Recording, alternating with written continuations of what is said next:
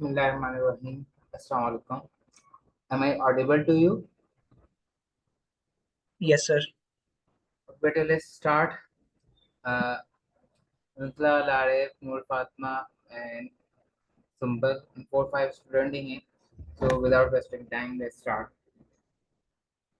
Last time हमने debit credit discuss किया था. मैंने आपके साथ एमसीक्यूज की एक फाइल भी शेयर की थी. क्या उस फाइल में कोई इशू है आपको? एमसीक्यूज फाइल आपसे सॉल्व हुई थी?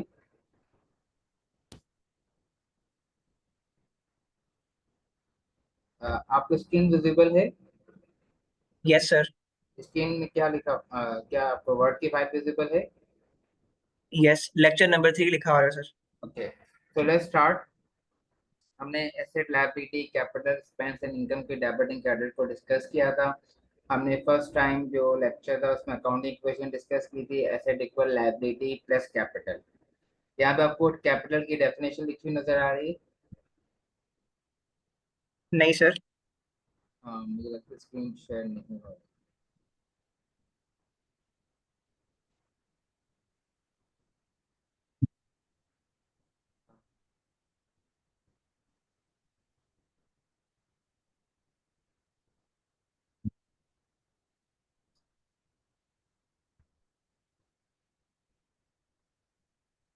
अब आपको भी कैपिटल की डेफिनेशन लिखी नजर आ रही है? जी सर, अब आ रही है. अच्छा, कैपिटल की डेफिनेशन सिंपल सी डेफिनेशन है. जो आपकी एक्यूरेट डेफिनेशन है वो नहीं लिखी. इतनी टेक्निकल में नहीं जाएंगे, बाद में जाएंगे. स्टार्टिंग डेज है.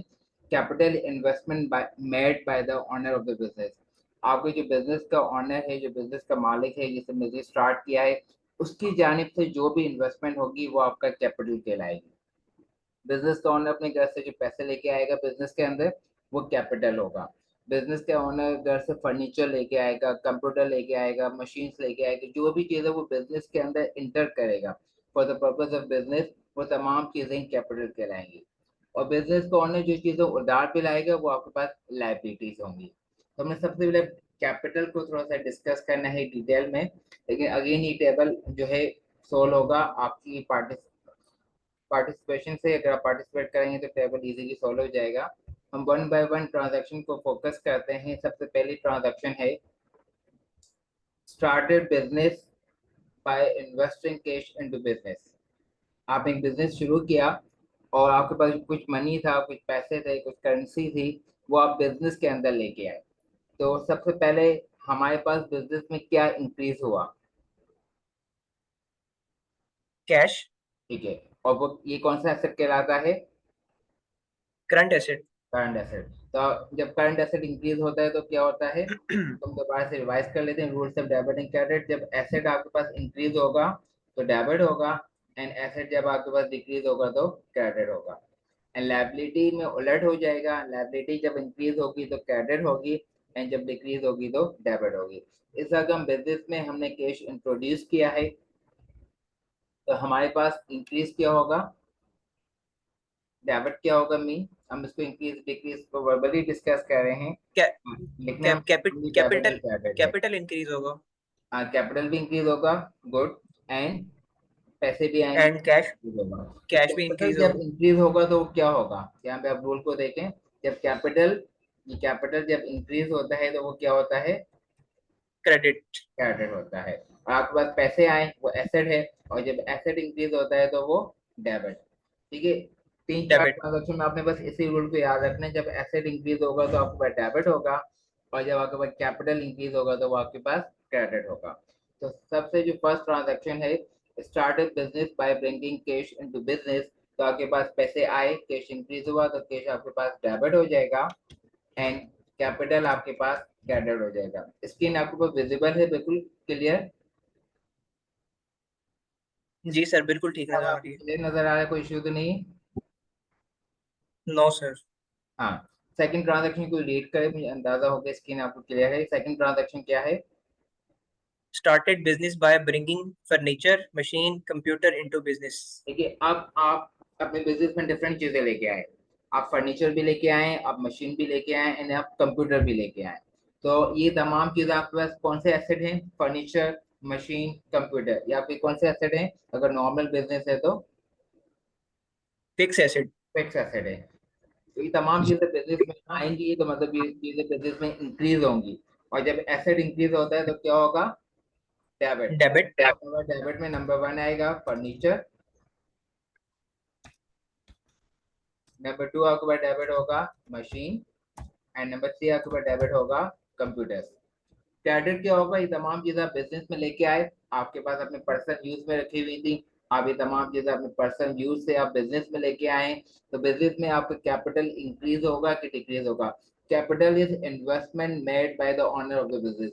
बिजनेस का ओनर जो बिजनेस करता है वो कैपिटल चलाती है। जब आप ये तमाम चीजें बिजनेस में लेके आए तो बिजनेस में आपका कैपिटल इंक्रीज होगा कि नहीं? सर इंक्रीज होगा। इंक्रीज होगा। तो फिर कैपिटल क्या हो जाएगा? जब कैपिटल इंक्रीज होता है तो क्रेडिट, क्रेडिट। आपका कैपिटल क्रेडिट हो जाएगा। नेक्स्ट ट्रांजैक्शन कोई भी रीड कर ले। ये ट्रांजैक्शन आईसी में के एमसीक्यूज में या जो आपको लॉन्ग क्वेश्चन भी आता है जनरल जनरल को उसमें रिपीट होती है। Introduce additional cash into business. मतलब आप शुरू में जो चीजें लाए तो mid of the year, mid of the business आप फर्दर कुछ पैसे बिजनेस में लेके आए, आपको फर्दर नीड हुई तो वो पैसे आप अपने पर्सनल यूज में अपने घर से अपने रेजिडेंस से अपने पर्सनल अकाउंट से बिजनेस में आप लेके आए हैं। तो इस जब आपके पास क्या चीज इंक्रीज होगी?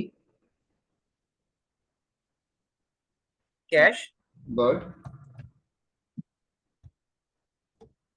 एंड कैपिटल क्या होगा? इंक्रीज होगा कि डिक्रीज होगा? सर इंक्रीज होगा। तो कैपिटल जब इंक्रीज होता है तो क्रेडिट। बेटा बाकी बच्चे भी प्लीज पार्टिसिपेट करें। नूर फातिमा है, रमेशा है, सुंबत भी थी, फिर पता नहीं कहाँ चली गई, लारेब है। आप ही मुझे रिप्लाई दें।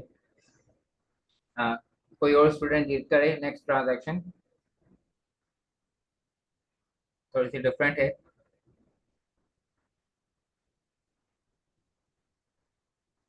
कोई भी रीड कर ले। परचेज फर्नीचर और business from private funds of the owner. आपने फर्नीचर परचेज किया है, लेकिन आपने कहाँ से परचेज किया है? From the private funds of the owner. मतलब जो ओनर की जो प्राइवेट फंड्स है उनके पास अपने जो पर्सनल पैसे रखे हुए हैं वहां से आपने किया है। ठीक है। तो बिजनेस एक सेपरेट है एंड ओनर एक सेपरेट है। सेपरेट एंटिटी कॉन्सेप्ट है। बिजनेस को आपने सेपरेट डील करना है, ओनर की जो पर्सनल चीजें उनको आपने सेपरेट डील करना है। उन्होंने फर्नीचर परचेज किया है लेकिन वो फंड्स कहाँ से लाए? अपने पर्सनल रिसोर्सेज से। तो जब ओनर अपने पर्सनल रिसोर्सेज से चीजें लेके आएगा, हम बार बार कैपिटल की डेफिनेशन पे जा रहे हैं, investment made by the owner of the business. Business का ओनर जो इन्वेस्टमेंट करेगा, जो बिजनेस में चीजें लाएगा वो आपका कैपिटल होगा। तो बिजनेस के लिए उसने फर्नीचर खरीदा है, लेकिन वो फर्नीचर बिजनेस के पैसों से नहीं खरीदा गया, वो furniture from the private funds of the business खरीदा गया है। ये जब एंट्री आती है तो हम जो मिसटेक करते हैं हम सिंपल लिख देते हैं फर्नीचर परचेज किया है, furniture debit and cash credit कर लेते हैं। लेकिन सब जो पैसे आए हैं वो आपने बिजनेस के पैसों से फर्नीचर नहीं खरीदा, ये फर्नीचर आपने from the private funds of the owner खरीदा। उनके जो प्राइवेट बैंक अकाउंट है उसमें जो पैसे रखे हुए थे उसमें से फर्नीचर की पेमेंट की गई है। अगर फर्नीचर की पेमेंट आपके बिजनेस के बैंक अकाउंट से होती है तो सिंपल एंट्री होती है furniture debit and cash credit. लेकिन इस दफा आपने जो फर्नीचर परचेज किया है वो फर्नीचर आपने बिजनेस के अकाउंट से परचेज नहीं किया, बल्कि उसके लिए जो फंड्स आए हैं वो private funds of the owner आए हैं। इसका मतलब इसने ओनर ने फर्दर बिजनेस में इन्वेस्टमेंट की है। तो आप मुझे बताइए डेबिट क्या होगा? फर्नीचर इंक्रीज होगा कि डिक्रीज होगा? डेबिट क्या होगा एंड क्रेडिट क्या होगा?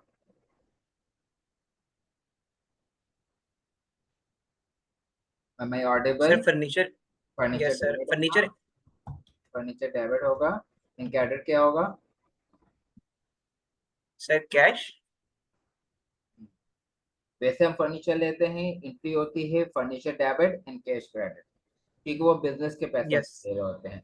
लेकिन इस दफा में जो फर्नीचर खरीदा है ये एंट्री अगेन एंड अगेन आपके पास रिपीट होती रहती है, लेकिन इस पर स्टूडेंट मिस्टेक कर लेते हैं। ये जो हमने फर्नीचर खरीदा है इस फर्नीचर के पैसे कहाँ से आए? From the private funds of the owner. आपने बिजनेस के पैसों से ये फर्नीचर नहीं खरीदा। आपने जो फर्नीचर खरीदा है ये ऑनर के प्राइवेट फंड्स हैं, उनके अपने पैसे हैं जो प्राइवेट उसके पास रखे हुए थे उसमें से खरीदा है।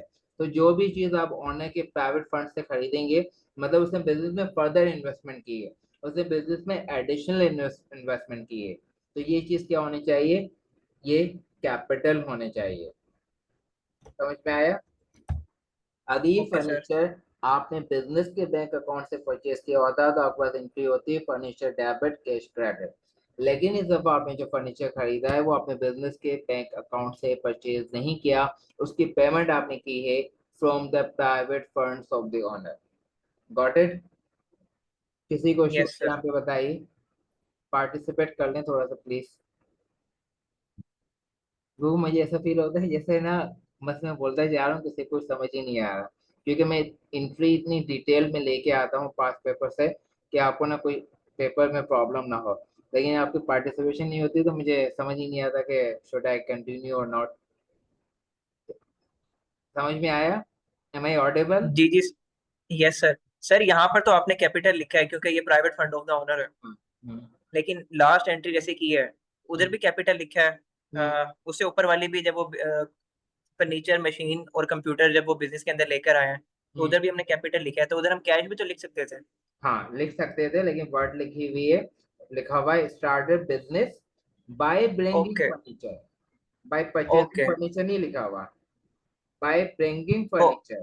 ठीक है, आप ठीक है। मतलब लेके आए, आपके घर पे फर्नीचर भी रखा हुआ था, आपके घर पे मशीन भी रखी हुई थी, आपके घर पे कंप्यूटर भी रखा हुआ था, ये आपने परचेज नहीं किया, आपके घर पे रखा हुआ था, सर। इसको आपने बिजनेस में लेके आए, क्योंकि हम जब न्यू न्यू बिजनेस स्टार्ट करते हैं हमारे पास पैसे नहीं होते, तो हम अपना फर्नीचर भी यस घर से लेके आते हैं, फर्नीचर कंप्यूटर्स भी घर से लेके आते हैं, लैपटॉप भी घर से लेके आते हैं, सॉरी। तो जब हम बिजनेस में अपनी पर्सनल चीजें लेके आएंगे, वो जो प्राइवेट इन्वेस्टमेंट होगी वो आपकी कैपिटल कहलाती है। तो यहाँ लिखा हुआ bringing furniture machine and computer, ये आप अपने घर से लेके आए। और यहाँ पे जो वैसे तो परचेज फर्नीचर की एंट्री होती है furniture debit and cash credit, लेकिन यहाँ पे जो वर्डिंग जो आई सर। मैंने चेंज कर दी, from the private funds of the owner. ठीक है, ये जब एमसीक्यूज आता है purchase furniture of the business from the private funds of the owner, आपके पास ऑप्शन दिया होगा furniture debit cash credit, furniture debit capital credit, लेकिन आप उस पर जो टिक करोगे आप गलती से टिक कर दोगे furniture debit and cash credit, ये एंट्री रॉन्ग होगी। आपने जो फर्नीचर परचेज किया आपने बिजनेस के पैसों से परचेज नहीं किया, ये फर्नीचर आपने जो परचेज किया है ये आपने from the private funds of the owner से परचेज किया है, मतलब ये बिजनेस के पैसे नहीं उसके अपने पैसे हैं, और उसके अपने पैसों से जो आप एंट्री करोगे वो आपका कैपिटल होगा। Got it? Noted. Yes sir. Next entry आप में से कोई रीड करें प्लीज, पार्टिसिपेट करें, मुझे ना ऐसे समझ ही नहीं आ रहा कुछ। नेक्स्ट एंट्री कोई रीड कर दें, हंसला के अलावा कोई भी पार्टिसिपेट नहीं करा, सबके माइक म्यूट हैं, अनम्यूट कर दें अपने आप को पहले तो आप लोग। सर मुझे लग रहा है इनके साथ कोई मसला है शायद। समझ में नहीं आ रहा मुझे, कितने हैं आप में से, मुझे पार्टिसिपेंट कितने हैं इस वक्त? सर मेरे ख्याल से चार हैं। बस चार ही हैं? चार चार पाँच पाँच हैं। तो आप कुछ बोले ना बेटा प्लीज। रमेश, रमेशा इरफान बेटा आप नेक्स्ट एंट्री बताइए। Paid utility utility bill of the business from the private funds of the owner, paid utility bills of the business.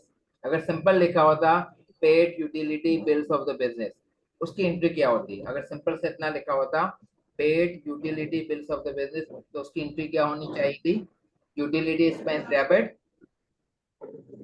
And, Abdul credit. बेटा आप बता दें। Paid utility bills of the business, अगर simple इतना सा लिखा होता paid utility bills of the business, तो उसकी एंट्री क्या होनी चाहिए? Cash credit. Utility expense. Good, utility expense debit and credit क्या होगा? कैश। जी बिल्कुल, अगर सिंपल इतना सा लिखा होता paid utility bill of the business, तो इसकी एंट्री होती utility expense debit and cash credit, लेकिन यहाँ पे लिखा हुआ है paid utility bill of the business from the private funds of the owner. आपने बिजली का बिल, टेलीफोन का बिल, गैस का बिल पे किया है, लेकिन ये आपने बिजनेस के पैसों से पे नहीं किया, आपके पास शायद बिजनेस में पैसे नहीं रखे हुए थे, तो ऑनर का जो पर्सनल अकाउंट है उसके बाद घर पे पैसे रखे हुए थे उनमें से आपने पे किया है। तो अभी क्या होगा, मतलब ये फर्दर उसने बिजनेस में इन्वेस्टमेंट की, उसने एडिशनल इन्वेस्टमेंट की है। सिंपल पेड यूटिलिटी बिल की एंट्री होगी utility expense debit cash credit, लेकिन यहाँ पे आईसी में आपको जो थोड़ा सा कंफ्यूज कर देगा, लिखा होगा paid utility bill of the business from the private funds of the owner. मतलब कि आपने बिजनेस के पैसों से बिजली का बिल पे नहीं किया, आपने ऑनर के प्राइवेट फंड से किया है। जो जब भी private funds of the owner होगा तो उसका मतलब ये कहाँ से पेमेंट हो रही है, उसके पर्सनल अकाउंट से, तो ये आपके पास क्या होगा, कैपिटल होगा। तो इसकी एंट्री क्या होगी, एंट्री बताइए, सिंपल आप। Utilities expense good and good capital credit. हमेशा good, utility expense debit and credit क्या होगा, Capital. गुड वंडरफुल, समझ में आया। अगर सिर्फ सिंपल इतना सा लिखा होता paid utility bill of the business, फिर एंट्री क्या होती, अगर सिंपल होता paid utility bill of the business फिर एंट्री क्या होती। Utility expense debit and cash credit. लेकिन यहाँ पे जो एडिशनल वर्ड आ गया from the private funds of the owner, मतलब वो बिजनेस के पैसों से पेमेंट नहीं हुई है, वो जो पेमेंट हुई है वो फ्रॉम द प्राइवेट फंड्स हुई है। जब भी फ्रॉम द प्राइवेट फंड्स आएगा तो आपके पास कैपिटल आ जाएगा। नेक्स्ट एंट्री है sir paid sir advance salary from the private bank account of the owner. Paid advance salary अगर सिंपल लिखा होता पेड एडवांस सैलरी तो उसकी एंट्री क्या होती, सिंपल अगर लिखा होता पेड एडवांस सैलरी तो उसकी एंट्री क्या होती, paid advance, Prepaid good, prepaid expense. Prepaid salary debit, good, prepaid salary debit and credit क्या होता, बैंक अकाउंट। हाँ बैंक अकाउंट होता, कैश होता, ठीक है। लेकिन यहाँ पे लिखा हुआ है paid advance salary from the private bank account of the owner, मतलब बिजनेस के पैसों से पेमेंट नहीं हुई है, जो एडवांस सैलरी पेमेंट हुई है वो ओनर के प्राइवेट बैंक अकाउंट से ओनर हुई है, मतलब उसके बैंक अकाउंट से पैसे गए। तो एंट्री क्या होनी चाहिए, डेबिट क्या होगा, prepaid salaries expense debit. Prepaid salary debit, और क्रेडिट क्या होगा, कैपिटल कैपिटल क्रेडिट। गुड, मतलब बैंक क्रेडिट नहीं होगा, जब भी ओनर के यस। प्राइवेट फंड्स होंगे तो आपके पास कैपिटल आ जाएगा। नेक्स्ट है paid rent expense of the month from the private funds of the owner. अगर सिंपल लिखा होता paid rent expense of the month तो उसकी एंट्री क्या होती, rent expense debit, cash good, credit. लेकिन यहाँ पे लिखा हुआ है paid rent expense of the month from the private funds of the owner. अब आप बताइए एंट्री रेंट क्या होगी, expense debit, good rent capital credit. Good.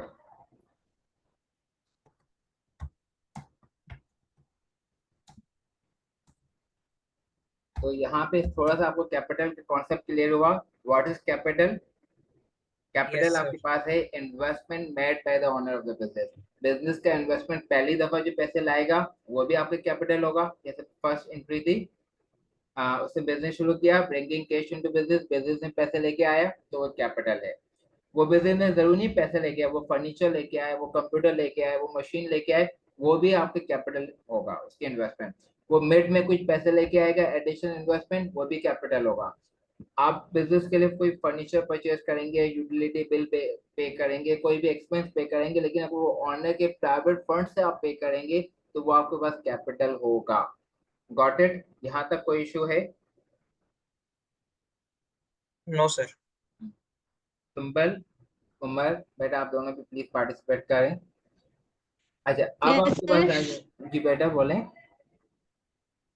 जी जी आप बताएं, मैं जी इधर ही अच्छा, हूँ. अब हम आ जाते हैं drawing. What is drawing, DRAWING, drawing.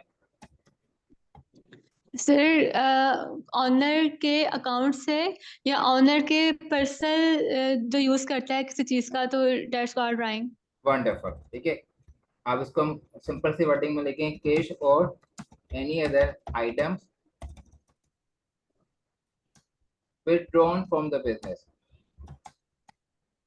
इस वक्त मैं जितनी भी डेफिनेशन लिख रहा हूँ ना, ये मैं बिल्कुल लेमैन वाली डेफिनेशन लिख रहा हूँ। आपने पेपर में सिंपल डेफिनेशन नहीं लिखनी, वो आपके साथ में शेयर करूंगा जब हम थोड़ा सा अपने डेबिट क्रेडिट से निकल जाएंगे। इस वक्त जैसे सिंपल से आपने कहा आप बिजनेस से विड्रॉ करेंगे कैश और एनी अदर आइटम, कैश और any other item withdrawn from the business by the owner, मतलब बिजनेस का ओनर बिजनेस से अगर पैसे निकालेगा तो वो ड्राइंग होगा। अगर वो कोई आइटम फर्नीचर निकाल दे, मर्चेंडाइज निकाल दे, वो ड्राइंग होगी।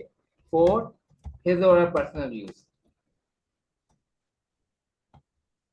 तो ड्राइंग क्या होगी? ड्राइंग का मतलब है कि अगर आप बिजनेस में पैसे विड्रॉ करते हैं फॉर द पर्सनल यूज तो ड्राइंग होगा, और अगर आप बिजनेस में पैसे इंट्रोड्यूस करते हैं, अगर आप बिजनेस में पैसे लेके आते हैं तो वो क्या होगा?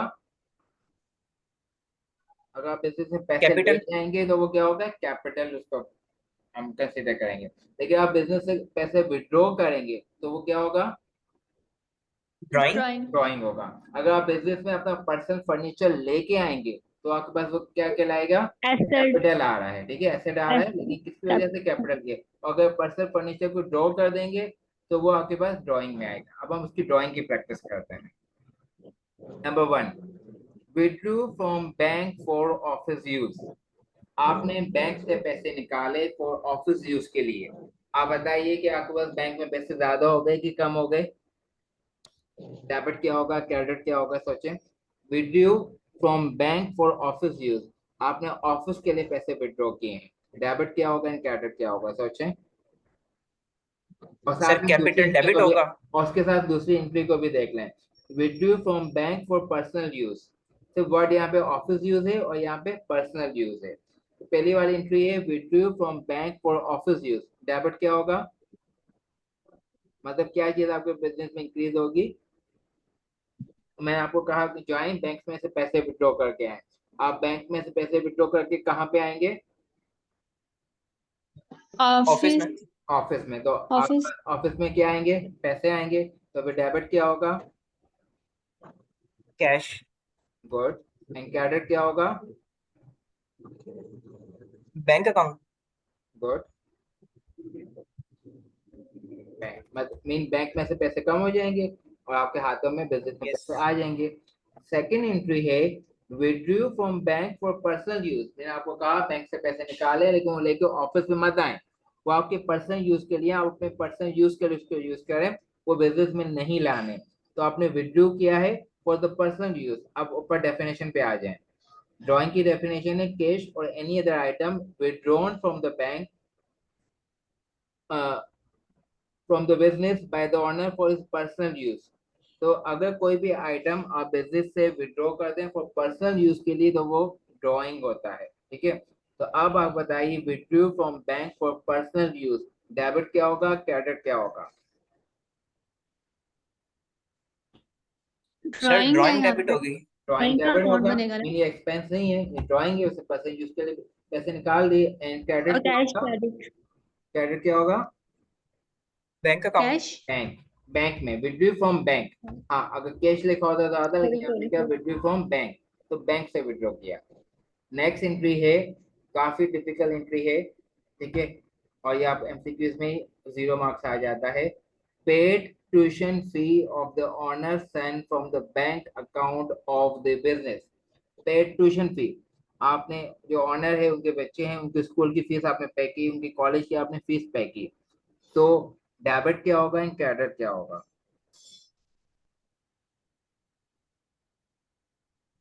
पेड ट्यूशन फी आपने पे की है, उसके बच्चे हैं जिसका बिजनेस है, वो स्कूल कॉलेज में जाते हैं, उनके कॉलेज की या स्कूल की फीस आपने पे की है from the bank account of the business. Debit क्या होगा? क्रेडिट बता दें पहले, क्रेडिट क्या होगा? आपने बैंक में से पेमेंट की है, क्रेडिट क्या होगा? सर सर कैश या bank account. From the bank, तो क्रेडिट तो होगा बैंक, मीन बैंक से बैंक। पैसे कम बैंक। हो गए। बैंक बैंक होगा। डेबिट क्या होगा? Sir tuition cash. Fees. Tuition fee या कैश। ट्यूशन फी होगी। नहीं sir sir sir tuition fee का तो कैश ट्यूशन को फी। अकाउंट में जाएगा। सर सर ट्यूशन फी भी होगी और कैपिटल भी होगा।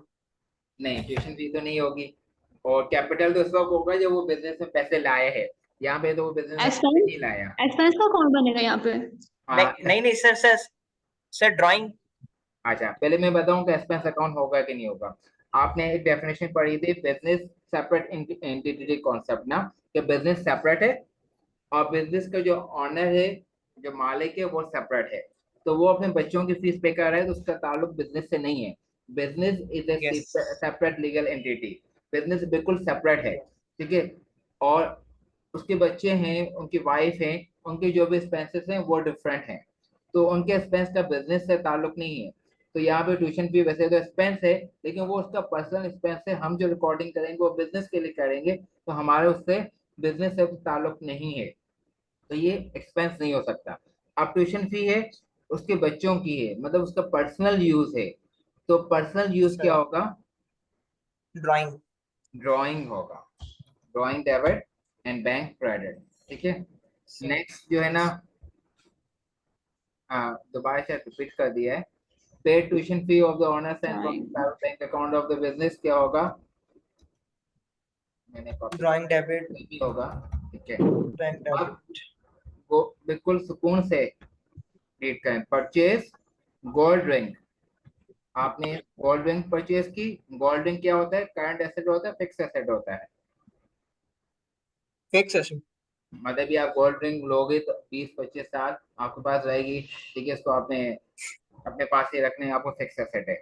Purchase yes gold ring, diamond ring, gold ring, जो भी लिखा हुआ पेपर में, आपने गोल्ड रिंग परचेज किए for the wife of the owner from the bank account of the business. सबसे बताइए क्रेडिट क्या होगा? गोल्ड रिंग खरीदी, बैंक में से पेमेंट की, तो क्रेडिट क्या होगा? बैंक में पैसे बैंक। हो जाएंगे, कम हो जाएंगे, bank account credit. Bank credit होगा। डेबिट क्या होगा? Purchase gold, drawing. Purchase gold ring. Gold ring आपके सर पास ड्राइंग। asset है, फिक्स एसेट इंक्रीज होता है तो क्या होता है? सर ड्राइंग ड्राइंग डेबिट होगा। तो गोल्ड रिंग डेबिट क्यों नहीं होगी? क्योंकि हमने तो गोल्ड रिंग परचेज की। जब हम परचेज फर्नीचर लिखते हैं तो हम कहते हैं फर्नीचर डेबिट, तो परचेज गोल्ड रिंग है तो गोल्ड रिंग डेबिट होनी चाहिए। सर उसका पर्सनल यूज है ना। उसके पर्सनल यूज है, उसने अपने वाइफ के लिए खरीदी, उसका बिजनेस से ताल्लुक नहीं है। अगर बिजनेस के लिए होती तो फिर गोल्ड रिंग डेबिट होती, ये तो उसका पर्सनल यूज है, तो ये होगा ड्राइंग। ठीक है, ये आपको एमसीक्यूज में इस तरह के क्वेश्चन डिस्टर्ब करते हैं। Paid rent of the office building, rent जब हम पे करते हैं तो क्या होता है? अगर करंट मंथ का हो, rent expense rent expense. And cash या बैंक क्रेडिट। ठीक है, paid rent of office building from the private bank account of the owner. जो उसका जवाब देगा, मतलब मेरी जो मेहनत की है ना, वो थोड़ी सी मुझे उसका रिवॉर्ड मिल जाएगा। Paid rent of the office building from the private bank account of the owner, इसका डेबिट एंड क्रेडिट बताइए। आपका एमसीक्यूज बहुत दफा रिपीट हुआ है। डेबिट क्या होगा, क्रेडिट क्या होगा? Sir office building expense debit, office और rent office debit, building debit, office और capital credit. Office rent expense debit और capital credit. Debit and credit. From the bank account of the owner. Yes sir capital credit. Wonderful. ठीक है, आपने office का rent पे किया तो ये तो रेंट एक्सपेंस हो गया। Sir Sir, drawings. लेकिन ये आपने ऑफिस के पैसों में से पेमेंट नहीं किया। अगर होता है ना कि सिंपल रेंट एक्सपेंस और rent expense debit bank credit, ये आपने जो पेमेंट की है from the private bank account of the owner, उसका जो प्राइवेट बैंक अकाउंट है, जब भी जो private bank account of the owner से पेमेंट होगी तो वह मतलब वो एडिशन इन्वेस्टमेंट है, वो आपका कैपिटल है। ठीक है, ये ट्रिकी था। नेक्स्ट भी ट्रिकी है, paid rent of the residential building. जी मैडम। सर एक मिनट। जी, सर मुझे समझ नहीं आया लास्ट वाली जो आपने कैपिटल पेड मेंशन की है, rent of capital the key बजाय ऑफिस यहाँ पे बिल्डिंग। बैंक या कैश अकाउंट नहीं आएगा? हाँ, हाँ बिल्कुल सिंपल लिखा होता, paid rent of the office building, तो होता रेंट एक्सपेंस डेबिट, बैंक या कैश क्रेडिट। बेसिकली ना यहाँ पे शायद नेटवर्क इशू है, आपकी आवाज बहुत कट रही है, मुझे कुछ समझ खास नहीं आ रहा। सॉरी, मुझे लेट मी रिपीट अगेन। अगर इसमें सिंपल लिखा होता sorry. Paid rent of the office building, अगर सिंपल लिखा होता paid rent of the office building, तो आपके पास डेबिट होता है रेंट एक्सपेंस एंड क्रेडिट होता कैश या बैंक जो भी होता। लेकिन यस यहाँ पे ऐसा जो ही है। इशू है, यहाँ पे इशू यहाँ पे है, जो इशू है उसको मैं हाईलाइट कर लेता हूँ। दिस इज इशू, यहाँ पे लिखा हुआ है from the private bank account of the owner. मैंने आपने जो पेमेंट की है वो बिजनेस के बैंक अकाउंट से नहीं की। आपने जो पेमेंट की है वो बिजनेस के पैसों में से पेमेंट नहीं की, from the private bank account of the owner की है। मतलब वो जो पैसे आए हैं वो फर्दर वो अपने प्राइवेट अकाउंट से बिजनेस में लाए हैं, बिजनेस के एक्सपेंस पे करने के लिए। इसको मैं ऊपर से थोड़ा सा कनेक्ट कर दूं यहाँ पे। सर वो समझ आ गया, लेकिन फिर जो ऊपर लिखा हुआ है pay tuition fee of the owner's sons from the private bank account of the owner, तो ये सेम चीज नहीं है? Private bank account of the owner, ये भी ऊपर ये था, नीचे भी यही है। ये दोनों एंट्री, इन दोनों एंट्रीज की बात कर रहे हैं। मैं कह रही हूँ कि इन दोनों आप जी जी जी ये असल में ना ये दोनों एंट्री सेम ही है।